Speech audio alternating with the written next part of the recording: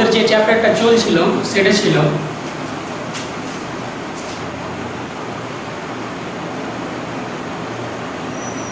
molecular basis of inheritance।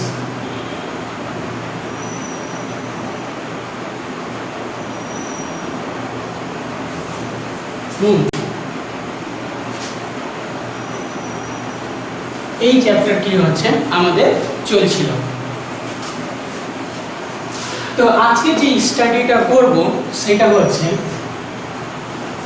যে টপিকসটা করব সেটা হচ্ছে স্ট্রাকচার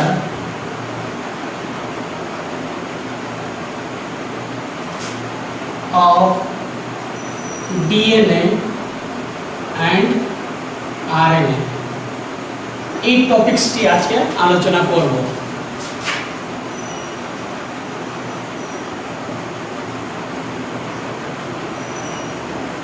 ঠিক আছে, তো আসলে ডিএনএ কোথায় আছে যদি আমরা দেখি,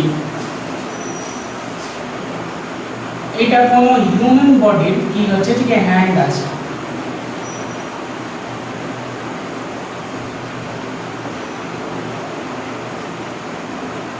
হ্যান্ড আছে, এর মধ্যে থেকে একটা সেল বের করলাম, সেলের মধ্যে আছে নিউক্লিয়াস, এটা হচ্ছে নিউক্লিয়াস।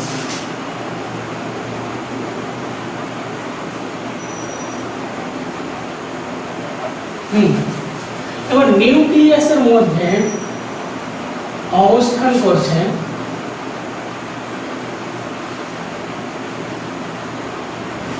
ক্রোমোসোম।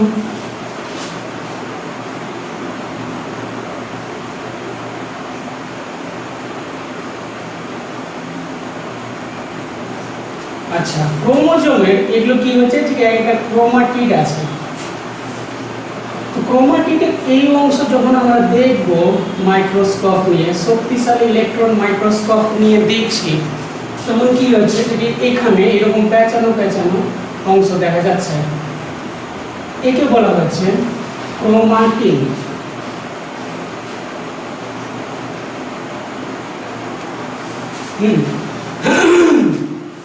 ক্রোমাটিনকে যদি বাইরের দিকে নিয়ে আসি তাহলে এরকম স্ট্রাকচার পেয়ে যাচ্ছে। সাপোজ এটা হচ্ছে ক্রোমাটিন। এবার ক্রোমাটিনকে আরো যদি শক্তিশালী মাইক্রোস্কোপ নিয়ে দেখি তাহলে ফুলের তোড়ার মতো এইরকম অংশ কি হচ্ছে যে দেখা যাচ্ছে। ঠিক আছে, এটাকে আরো যদি সূক্ষ্মভাবে দেখি মাইক্রোস্কোপে তাহলে কি হচ্ছে, এই রকমের গঠন দেখতে পাবো, এটা বলা হচ্ছে নিউক্লিওজোম।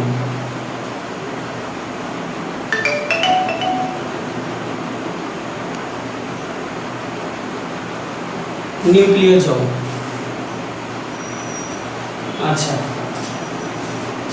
এবার এই নিউক্লিওজোমকে দড়ির মতো পেঁচিয়ে এরকম যে অংশটা আমরা দেখতে পাচ্ছি সেটা হচ্ছে ডিএনএ। এটা হচ্ছে ডিএনএ।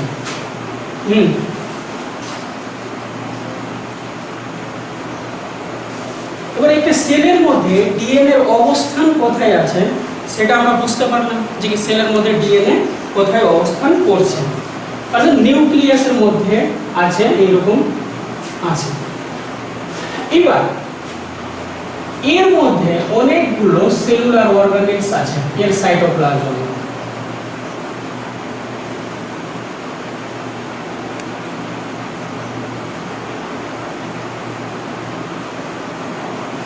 আচ্ছা, যার মধ্যে কি হচ্ছে মাইটোকন্ড্রিয়া পড়বে।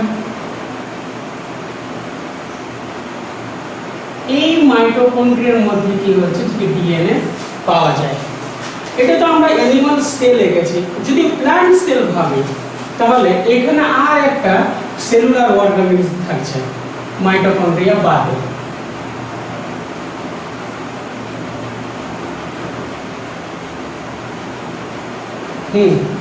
এর নাম হচ্ছে প্লাস্টিড।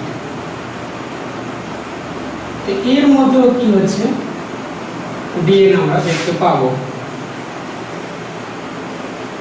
যদি প্লান্ট সেল ভাবে একে, তাহলে প্লাস্টিড থাকবে। এবার আরএনএ কি হচ্ছে, সেলের যে সাইটোপ্লাজম আছে এগুলোর মধ্যে বিক্ষিপ্তভাবে ছড়িয়ে ছিটিয়ে আরএনএ অবস্থান করছে।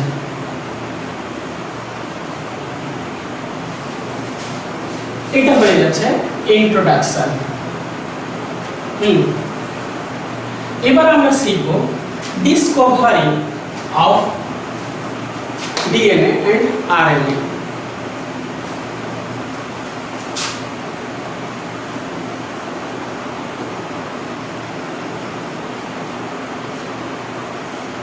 ডিএনএ and RNA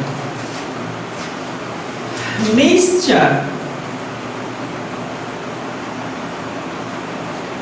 নামক একজন মেডিকেল ডক্টর ছিলেন। উনি কি করলেন, উনি একজন রোগীর কাছ থেকে 5 সেল নিলেন। 5 সেল মানে পুঁজ, ঠিক আছে, নিয়ে একটা মাইক্রোস্কোপের মধ্যে কি হচ্ছে যে সূক্ষ্মভাবে উনি দেখছেন। যখন দেখছেন তখন এর মধ্যে ঘন কালো বর্ণের এক ধরনের কি হচ্ছে আণবিক গঠনযুক্ত, অর্থাৎ ঘন কালো বর্ণের এক ধরনের পদার্থ দেখা যাচ্ছে, ঠিক আছে। এর নাম দিয়ে দিলেন নিউক্লিন।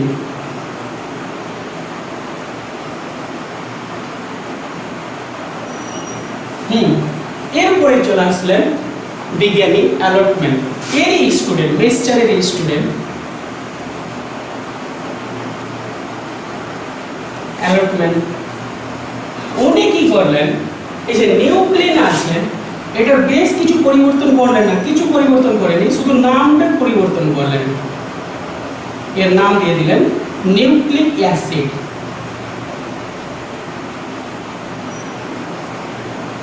তাহলে আজকের যে স্টাডি হচ্ছে সেটা structure of DNA and RNA, একে আমরা নিউক্লিক অ্যাসিড বলতে পারবো।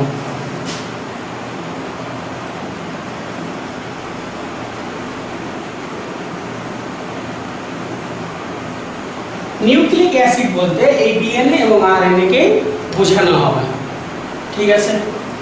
এরপরে বিংশ শতাব্দীর প্রথম দিকে চলে আসলেন একজন রসায়নবিদ, কেমিস্ট, তার নাম হচ্ছে কোসেল।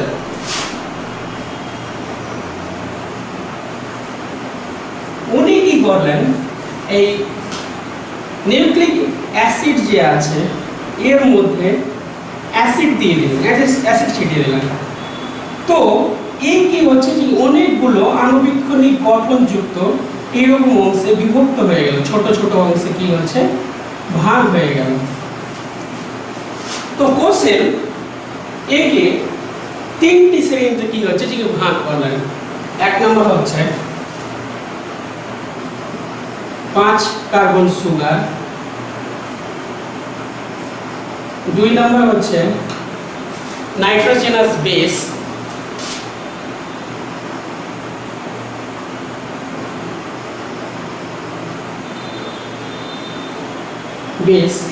এবং 3 নম্বর হচ্ছে ফসফরিক অ্যাসিড।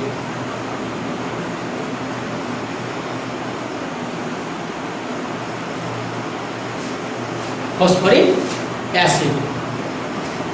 আচ্ছা, এরপরে চলে আসলেন বিজ্ঞানী ল্যাভাইন, অ্যাসকোলি এন্ড জোন্স। এই 3 জন সায়েন্টিস্ট এই যে নিউক্লিক অ্যাসিড যেটা আছে ওকে 2টি ভাগে ভাগ করলেন। একটা হচ্ছে ডিএনএ আর একটা হচ্ছে আরএনএ। এবার চলে আসলেন বিজ্ঞানী কুয়েলসেন।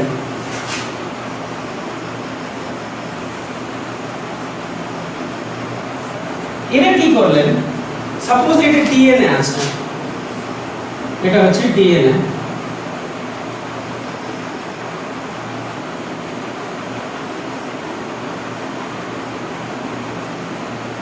আছে। তো ডিএনএ ইচ্ছা মতো যে কোনো অংশকে রঞ্জিত করার প্রসেস বের করলেন বিজ্ঞানী ওয়েলজেন। সাপোজ এই অংশটাই কি হচ্ছে, রঞ্জিত করতে চাইছে, অর্থাৎ পৃথক করতে চাইছে, রঞ্জিত মানে আলাদা করতে চাইছে রং করে, ঠিক আছে, রং করার প্রসেস বের করলেন বিজ্ঞানী ওয়েলজেন। তো এটা হচ্ছে আমাদের ডিসকভারি বা আবিষ্কার। এবার আমরা কি শিখবো,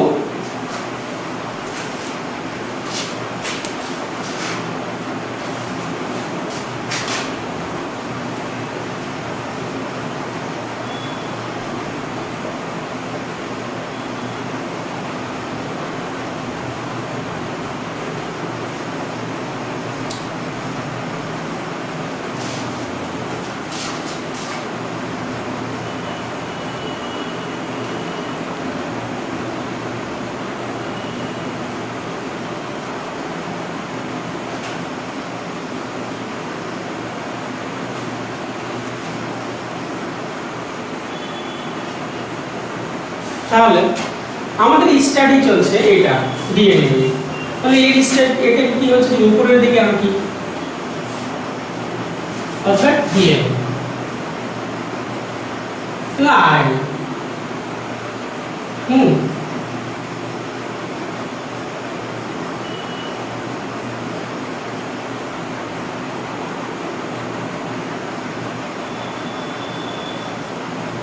এটা 3 প্রাইম, এটা 5 প্রাইম হয়ে যাবে, আর এটা 5 প্রাইম, তাহলে এটা 3 প্রাইম হয়ে যাবে, অপোজিট হবে, ঠিক আছে। আর এই যে আমরা একটা যে গঠন দেখতে পাচ্ছি সেটা হচ্ছে একটা নিউক্লিওটাইড। প্রথমে আমাদেরকে এর স্ট্রাকচারটা শিখতে হবে নিউক্লিওটাইডের। তাহলে আমরা শিখব composition of nucleotide.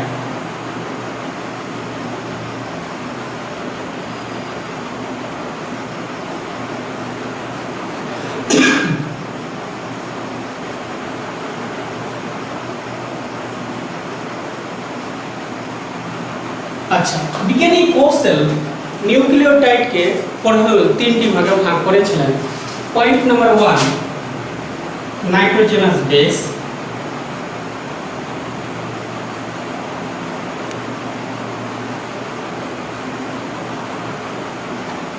Point number 2, 5 carbon sugar.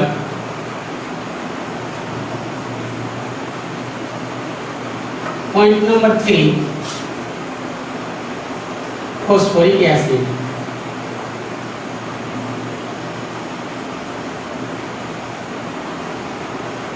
Phosphoric acid.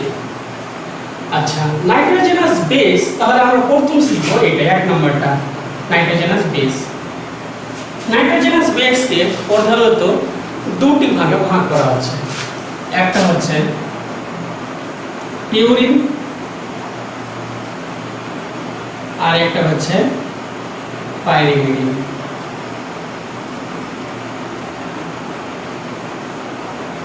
তাহলে পিউরিন কোনটা আর পাইরিমিডিন কোনটা? সাপোজ আমরা যদি এই দিককার অংশটাকে পিউরিন ধরি, তাহলে এই দিককার অংশটা কি হবে, পাইরিমিডিন হয়ে যাবে।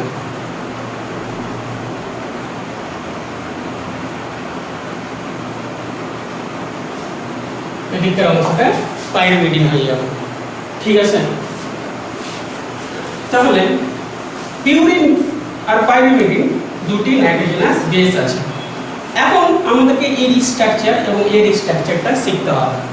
সাপোজ পিউরিন যেটা আছে, সহজে বোঝার জন্য আমরা এটা বলতে পারি যে পিউরিন 2টি বলয় নিয়ে গঠিত হয়েছে।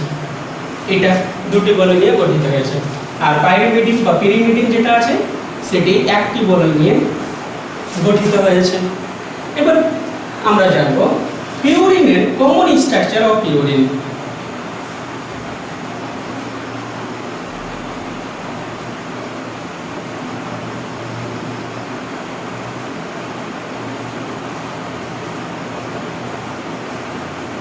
পিউরিন, দেখো এই পিউরিন যেটা আছে, পিউরিনকে 2টি ভাগে ভাগ করতে পারছি।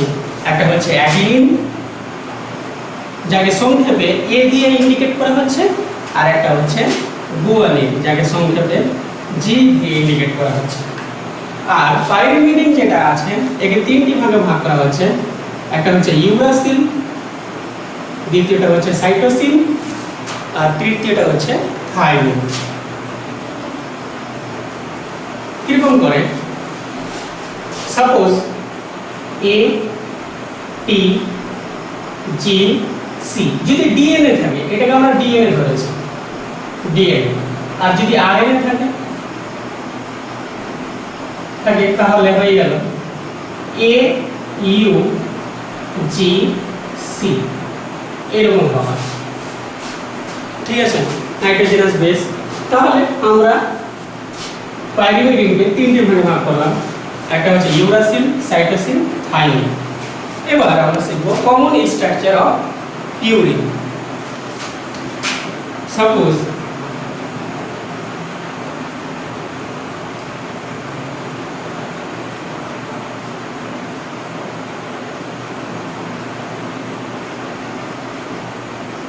এটা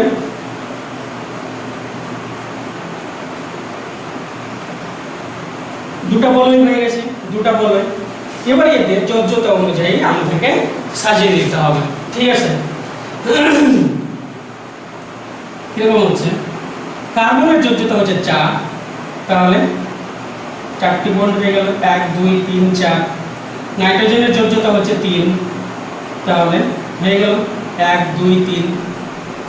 ঠিক আছে, কার্বন আবার চলে আসলো, 4টা করে দিলাম, এখানে ডাবল বন্ড করে দিলাম, এর 4টা হয়ে গেল, এরও 4টা হয়ে গেছে। এবার এই নাইট্রোজেনেরও 3টা হয়ে গেছে, 1 2 3 হয়ে গেছে। এই নাইট্রোজেন যেটা আছে 3টা করে দিলাম, যোজ্যতা 3। এর কি হচ্ছে? হাইড্রোজেন দিয়ে দিলাম, এখানে হাইড্রোজেন দিয়ে দিলাম। ঠিক, এবার আমাদেরকে এখানে এইভাবে ইন্ডিকেট করতে হবে, 1 2 3 4 5 6 7 8 9। তাহলে আমরা দেখতে পাচ্ছি, কি দেখতে পাচ্ছি যে 1 নম্বর 3 নম্বর 7 নম্বর এবং 9 নম্বরে নাইট্রোজেন আছে, আর বাকি পজিশনগুলোতে কি হচ্ছে? যে কার্বন আছে। ঠিক আছে, আচ্ছা, তো একে দুইটি ভাগে ভাগ করেছিলাম। একটা কি হচ্ছে? অ্যাডিনিন। যদি 6 নম্বর পজিশনে আমরা অ্যামাইনো গ্রুপ যুক্ত করে দিই, তাহলে সেটা হয়ে যাবে অ্যাডিনিন। কিরকম করে? সাপোজ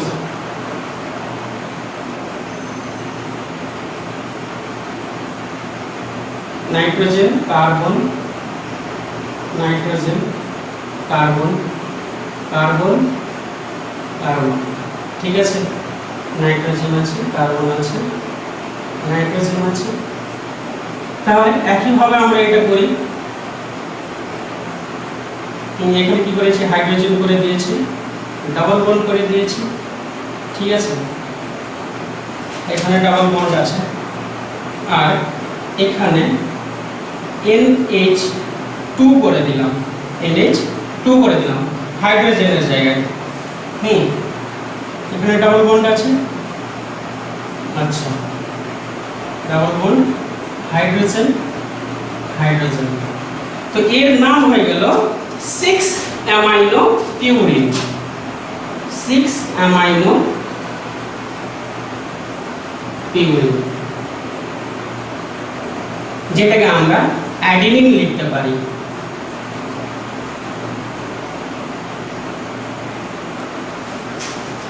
ঠিক আছে, এটা হচ্ছে অ্যাডিনিন। এটা তো কমন স্ট্রাকচার, শুধু 6 নম্বর কার্বনে অ্যামাইনো গ্রুপ যুক্ত করে দিয়েছি। আর একটা কি হচ্ছে? ভাগ আছে, সেটা হচ্ছে গুয়ানিন।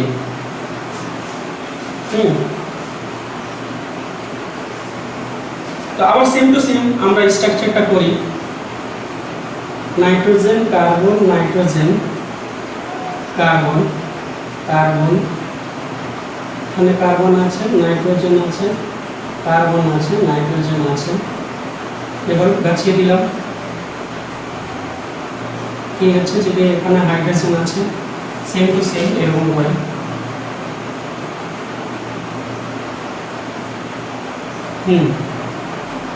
কমন স্ট্রাকচারটাই প্রথমে এঁকে দিচ্ছি।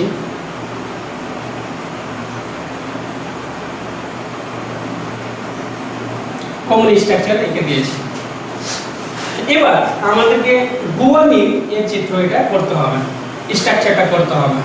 তো কিরকম করে করব? 2 amino 6 oxy 2 amino 6 oxy purine.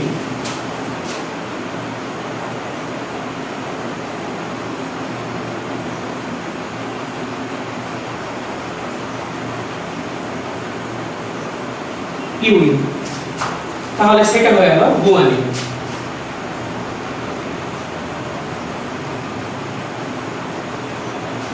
ঠিক আছে, তাহলে করি 2 অ্যামাইনো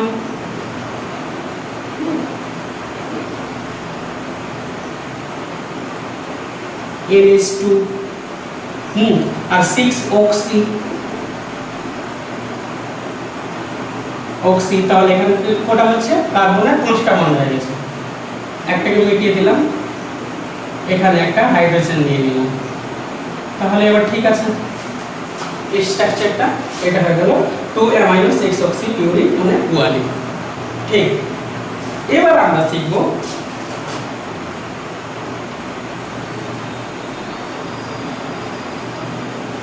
কি শিখব? Common structure of pyrimidine.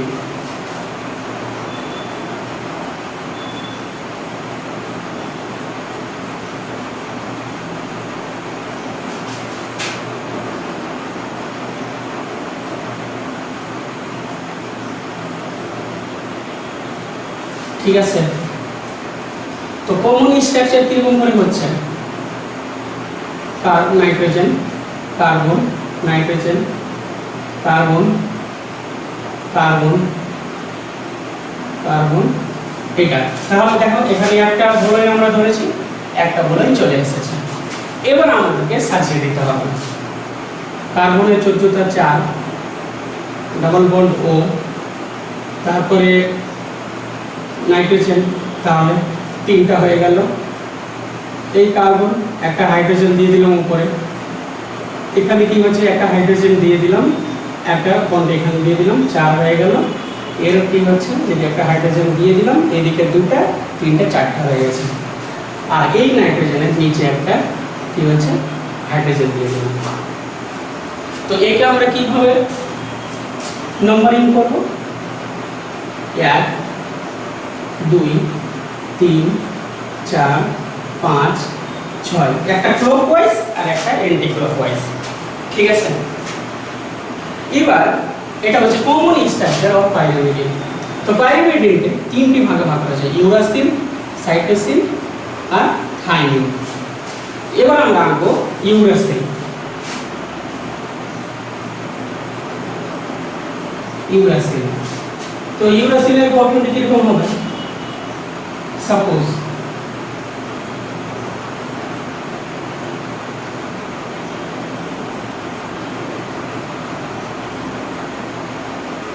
এরকম আছে, সেম টু সেম করে দিলাম।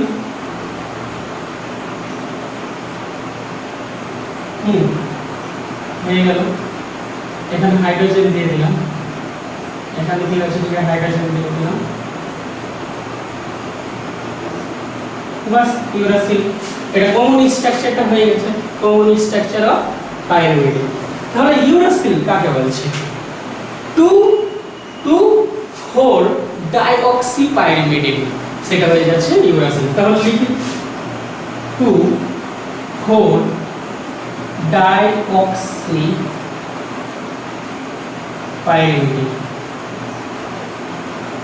এখানে দেখেন 1 নম্বর 2 নম্বর 3 নম্বর 4 নম্বর 5 6, তাহলে 2 অক্সি আছে, 4 4 নম্বরে কি হচ্ছে যে অক্সি আসবে, তাহলে এখানে ডাবল বন্ড ও করে দিলাম। তাহলে এখানে কি হচ্ছে 5টা বন্ড হয়ে গেছে, একটা মিটিয়ে এদিকে একটা হাইড্রোজেন নিয়ে দিলাম। তাহলে এটাই স্ট্রাকচারটা হয়ে গেছে ইউরাসিলের। ঠিক আছে, এবার আমরা আঁকবো সাইটোসিন। এটা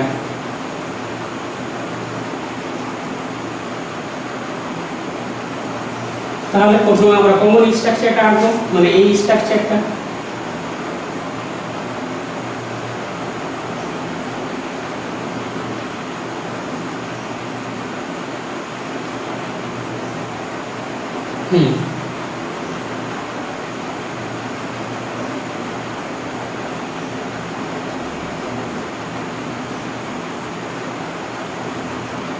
তাহলে কমন স্ট্রাকচার অফ পাইরিমিডিন হয়ে গেল। তো সাইটোসিন এর রাশির নাম কি হবে? হচ্ছে 2-oxy 4-amino 2-oxy 4-amino pyrimidine।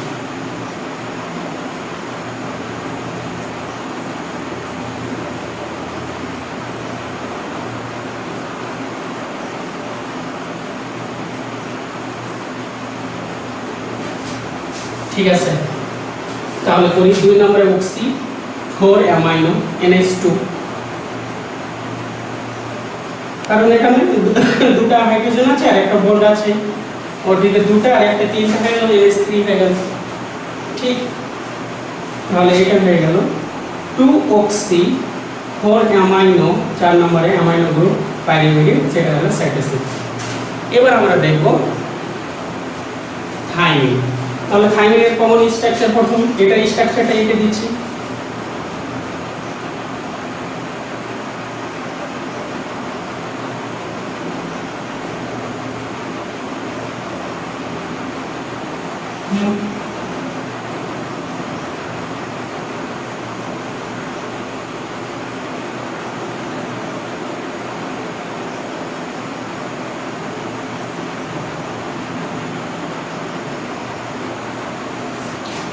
ঠিক আছে, কমন স্ট্রাকচারটা। তাহলে এর রাসায়নিক নাম কি হবে? 2,4-dioxy 5-methyl 2,4-dioxy 5-methyl pyrimidine।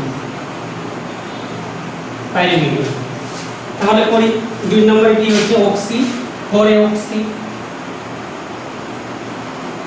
তাহলে এখানে 5টা হয়ে গেল, এখানে একটা দিয়ে দিলাম, 4টা হয়ে গেল, 3টা হয়ে গেল, তাহলে মেইনটেন্স হয়ে গেছে। এবার এখানে 5-methyl CH3 5 নম্বর কার্বন, এই যে 5 নম্বর কার্বনে 5-methyl 2,4-dioxy 5-methyl pyrimidine। ঠিক আছে, এটা স্ট্রাকচার হয়ে গেল।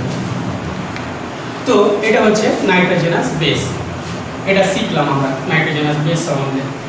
এবার আমরা শিখব কি 5 কার্বন সুগার।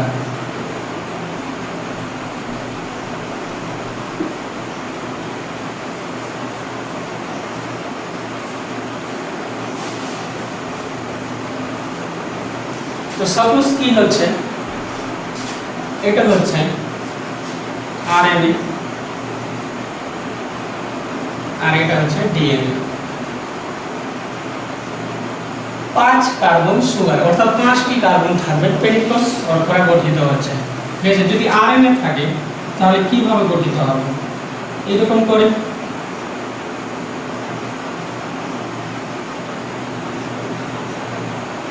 পাঁচটি কার্বন হয়ে গেল।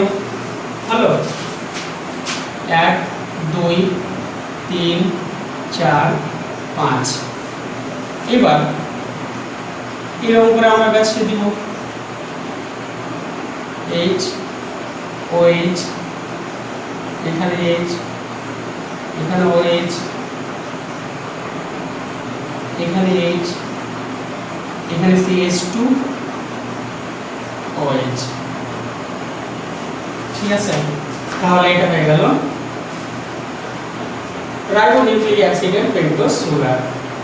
এবার এটা যে পেয়ে যাবে সে ডিএনএটাও পেন্টোজ সুগারের স্ট্রাকচারটা পেয়ে যাবে, পাবে। ঠিক আছে, কিরকম করে? এটা আছে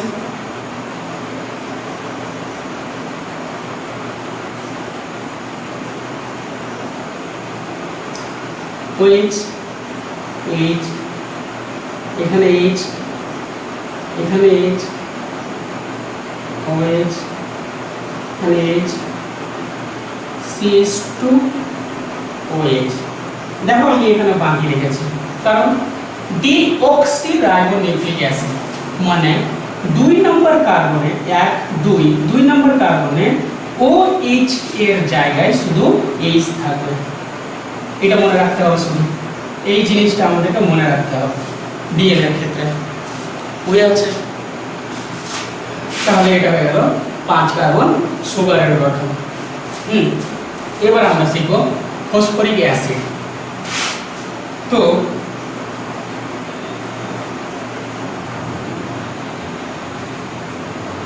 ফসফরিক অ্যাসিডকে আমরা এইভাবে লিখতে পারবো H3PO4।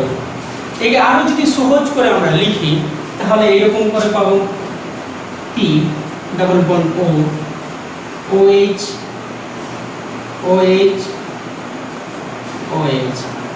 এরকম করে কি হচ্ছে সহজভাবে আমরা লিখতে পারবো 3টি হাইড্রোজেন 4টি অক্সিজেন আর P একটি আছে, তাহলে হয়ে গেছে। আমরা এইভাবে কি হচ্ছে লিখতে পারবো। এবার আমরা শিখব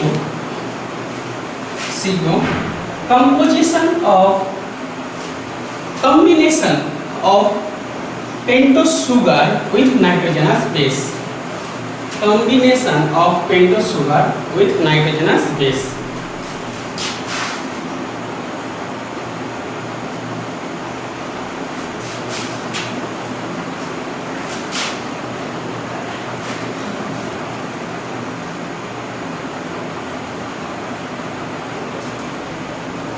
of pentose sugar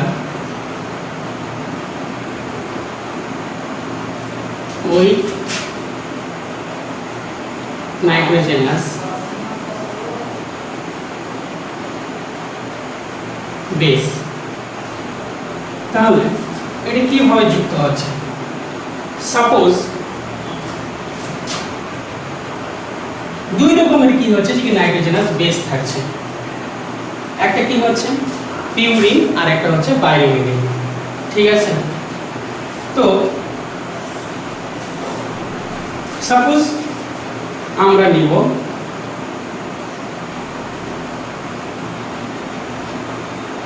যদি পিউরিনকে নিই তাহলে এই রকমের গঠিত হবে তার নাইট্রোজেন কার্বন। কমন স্ট্রাকচারটাই আমি কি হচ্ছে যে নির্ণয় করব। কার্বন, নাইট্রোজেন আছে, কার্বন আছে, নাইট্রোজেন আছে, এটা তো হাইড্রোজেন হয়ে গেল, নাইট্রোজেন এটা, ঠিক আছে, হাইড্রোজেন হয়ে গেছে, এটা হয়ে গেছে, ওকে, এদিকে হয়ে গেছে, এটা হয়ে গেল, বাস। একবার আমি শিখিয়ে দিয়েছি এই স্ট্রাকচারটা কিভাবে করব। তো পেন্টোজ সুগার আছে, এটা পেন্টোজ সুগার আছে, যদি পিউরিন যুক্ত হয় তাহলে 1 নম্বর 2 নম্বর 3 4 5 6 7 8 9। তো 1 নম্বর কার্বনের সঙ্গে অর্থাৎ 1 নম্বর কার্বনের সঙ্গে 9 নম্বর নাইট্রোজেন যুক্ত হবে। তাহলে 1 নম্বর কার্বন এ OH আছে আর 9 নম্বর নাইট্রোজেনে কি আছে H আছে। এরা যুক্ত হয়ে এক অণু জলটা কি হচ্ছে থেকে বাইরে দিকে বের করে দিবে। যখনই বের করে দিল তখন কি হচ্ছে আর এই গঠনটা থাকলো না।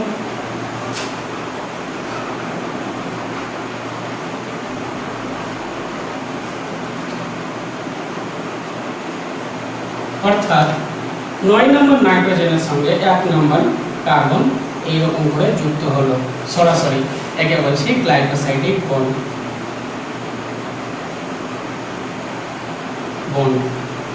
ঠিক আছে?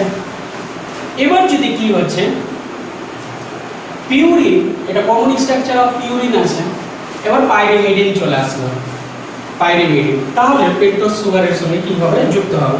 সেটা ডিএনএ এর ক্ষেত্রে ধরি কিংবা আরএনএ এর ক্ষেত্রে নেবে, সেটা কোনো ব্যাপার না। সাপোজ পেন্টোজ সুগার এখানে আনি,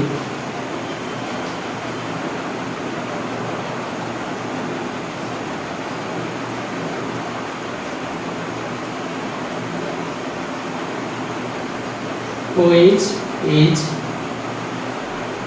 কার ক্ষেত্রে ও ডিএনএ ক্ষেত্রে ধরে নিলাম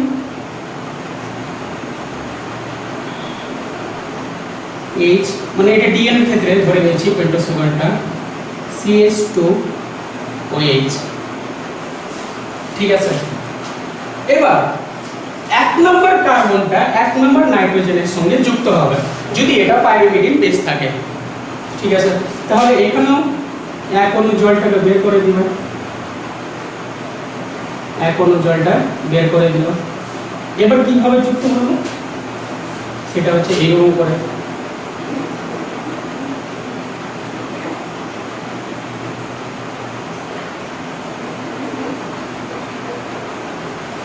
অর্থাৎ এক নম্বর কার্বন এক নম্বর নাইট্রোজেনের সঙ্গে যুক্ত হলো এই বন্ডটাকে বলা হচ্ছে গ্লাইকোসাইডিক বন্ড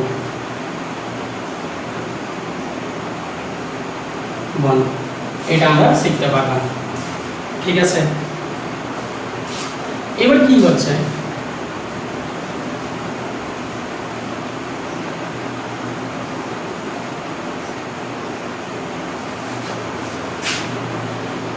এবার আমরা শিখব কম্বিনেশন আচ্ছা এই যেটা অংশটা তৈরি হলো এটা যেটা অংশটা তৈরি হলো এটা বলা হচ্ছে নিউক্লিওসাইড নিউক্লিওসাইড তাহলে এটাকে বলা হচ্ছে অর্থাৎ পেন্টোজ সুগার আর নাইট্রোজেনাস বেস যদি থাকে এই দুটাকে যখন যুক্ত হয়ে যাচ্ছে তখন সেটা নিউক্লিওসাইড হয়ে যাচ্ছে এবং নিউক্লিওসাইড নাইট্রোজেনাস বেস এখানে যদি কি হচ্ছে অ্যাডিনিন চলে আসে তাহলে নিউক্লিওসাইডের নাম কি হয়ে যাবে অ্যাডিনোসিন অ্যাডিনোসিন যদি গুয়ানিন চলে আসে এখানে নাইট্রোজেনাস বেস হিসাবে তাহলে গুয়ানোসিন যদি ইউরাসিল চলে আসে অর্থাৎ টোটাল 5টি তো নাইট্রোজেনাস বেস আসবে টোটাল 5টি ইউরাসিল ইউরাসিডিন যদি সাইটোসিন চলে আসে তাহলে সাইটিডিন সাইটিডিন যদি থাইমিন চলে আসে নাইট্রোজেনাস বেস হিসাবে তাহলে থাইমিডিন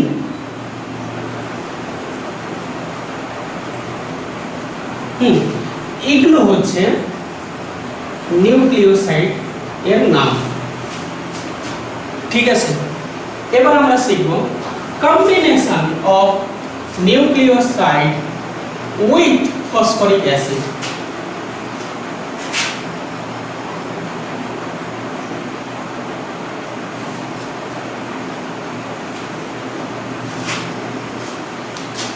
of nucleoside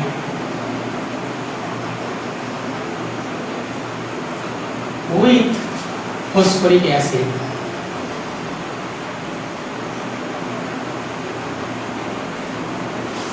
ঠিক আছে তো যদি আমরা এটাকেই ধরি কিংবা এটাকে ধরি যে কোনো একটাকে ধরি তো এর সঙ্গে কিভাবে যুক্ত করব এই নিউক্লিওসাইডকে কিভাবে এর সঙ্গে যুক্ত করব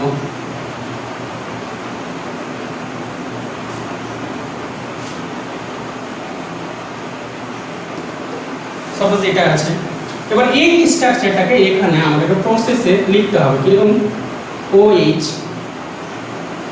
P double bond O OH এখানে কি হচ্ছে OH আছে তো এবার এখান থেকে এক অণু জল এটা থেকে বের করে দিল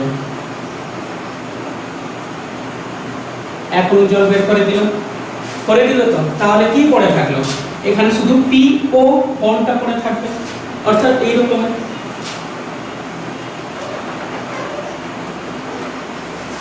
এরকম থাকবে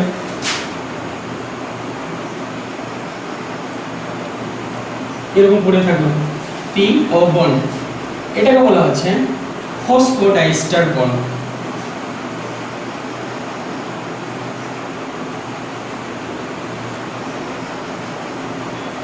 বন্ড।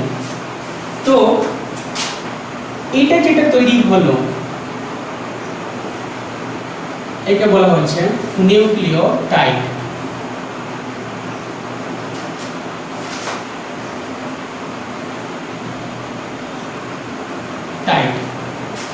এখন নাইট্রোজেনাস বেস এর নাম যখন পরিবর্তিত হবে তখন কি হচ্ছে যে নিউক্লিওটাইড এর নামটাও কি হচ্ছে যে পরিবর্তিত হয়ে যাবে। তাহলে অ্যাডেনিন যদি চলে আসে তাহলে হয়ে গেল অ্যাডিনাইলেট। এখানে যদি গুয়ানিন চলে আসে তাহলে কি হয়ে গেল গুয়ানাইলেট। যদি ইউরাসিল চলে আসলো তো হয়ে গেল ইউরিডাইলেট। যদি সাইটোসিন চলে আসলো এখানে তাহলে হয়ে গেল সাইটিডাইলেট। যদি থাইমিন চলে আসলো নাইট্রোজেনাস বেস হিসাবে তাহলে হয়ে গেল থাইমিডাইলেট।